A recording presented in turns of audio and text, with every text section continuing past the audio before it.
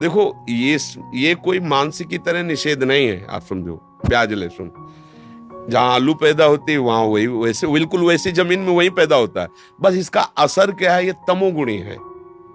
केवल बात इसकी नहीं है, ये तमोगुणी है। तमोगुणी होने के कारण ये हमारे मन में काम क्रोध आदि पैदा करेगा, इसलिए इससे बचा जाता है। बकाया कोई ऐसा नहीं कि मतलब जैसे मांस है अब उसमें दूसरे जीव की हत्या करके फिर वो, तो उससे तो अब ये कोई हत्या थोड़ी, जैसे जहां आलू है, जहां कंद शकरकंद है, वैसे ही नीचे पैदा हो रहा है ना, वही उसी खेत में पैदा हो रहा है और उसी पद्धति से पैदा हो रहा है। बस अंतर कि वो गुण जो है तो वो निषेध कर दिया जाएगा, क्योंकि आप भक्ति के मार्ग में चलना चाहते हैं।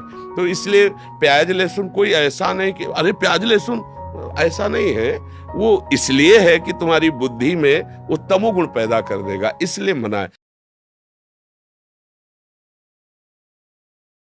भगवान ने इससे बहुत बड़ा वैरी कहा है गीता जी में, और अर्जुन से कहा मार इस दुश्मन को, मार सबसे पहले इस काम को गिरा। अब आप विचार करके देखो, यदि आप अपने हाथ से ही, अपनी वासना से, अपनी कामना से, अपनी चेष्टा से इस काम का स्वागत करते हैं तो आपकी कहां स्थिति होगी। इस काम को ये देखा है कि उसका कोई भी आश्रय नहीं होना चाहिए, सहारा नहीं उसको होना चाहिए।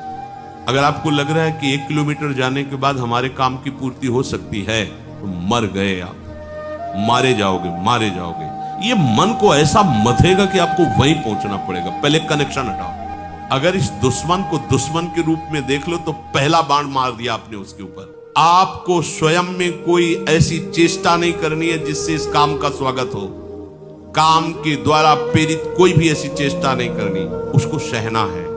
जो सहन करता है वही भक्तिवान होता है।